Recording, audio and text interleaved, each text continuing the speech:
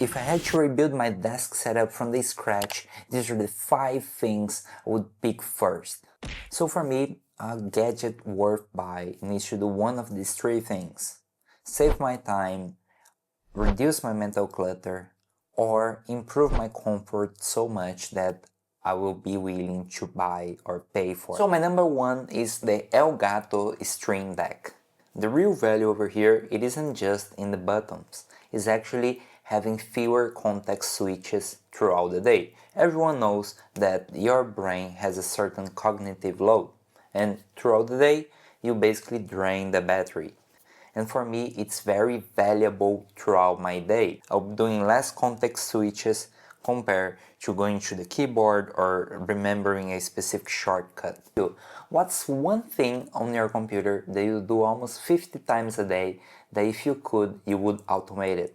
The second, the Keychron keyboard. Keychron over here, it nails the third category, comfort. It does the boring job that everyone has to do, which is typing, more comfortable and easy to use. So in this case, a Keychron keyboard will be the most comfortable feeling for your hands, and it will feel quite nice typing on it throughout your day. And the third one, noise cancelling headphones. If I am at work or in a specific environment where I don't want to be bothered, I will often wear these things because they have noise cancellation, and it helped me out a lot into focusing on my task and avoiding distractions, because come on, we are all human and I feel very distracted whenever there's a side conversation next to me or there's someone talking over their phone. So these things over here are actually quite useful, so you can just lock in and get the work done. So far we learned about speed shortcuts, better typing, and more focus. You pay once and you remove the friction tax you pay on your day-to-day activities. Number 4, a USB hub or a dock station. I actually didn't care much about docking stations until one almost fried my MacBook, and then I have to send to repair. After that, I was like, alright, I need to do my due diligence and research about docking stations. I ended up buying the Gadget TS5 because it's quite future-proof. It has Thunderbolt 5 and multiple connections, and I know for a fact of the price that I pay, it will take care very well of my MacBook. So having a good docking station means you're gonna have a high resolution monitor connected to your computer without losing much resolution, but as well you can connect multiple hard drives or SSDs without losing much speed transfer between your SSD to your computer. So for me, having just one single cable to connect to my MacBook is the best thing I can do. Number 5, a monitor light. I never really realized how good a monitor light can be to your eyes. So before, I just used to type normally and not caring about like how easy it is to see things.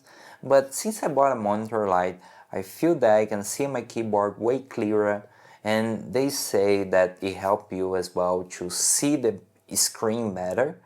I don't know about the screen sort of thing, about like, oh, can I read better the screen because it's kind of diffusing the lights that comes to my eyes. I actually don't know. I don't think they even have evidences about that. For me, it's well worth it, the 60 bucks that I pay once I bought it. So yes, it's nice if you want to have your desk light up and easy to see and easy to figure out where the things are. So this is a special mention, is the Insta360 Link 2C. I don't think anyone needs necessarily a webcam, but I do like to have my computer on the clamshell mode, which means my computer is folded and put vertically on my desk for me to have more space. So in this case, I decided to buy a webcam because whenever I'm having meetings or something like that, sometimes I need to show my face and I don't want to be like, alright, now it's time to open my MacBook and find some space to put my MacBook. I do know that iPhones can play a role as a webcam to the MacBooks, but I found that too inconsistent, and sometimes I would get into meetings or I would be close to getting to meetings, and then my MacBook wouldn't connect with my phone, and then I would be like sort of lost. What should I do now? So I would just have to open my MacBook and do through my MacBook webcam. So in this case, I just wanted to avoid the hustle of trusting the pairing between Wi-Fi connection from my computer to my iPhone. So I really hope you liked this video, and if you found useful, please don't forget to like, subscribe, and comment what gadget interested you more and why.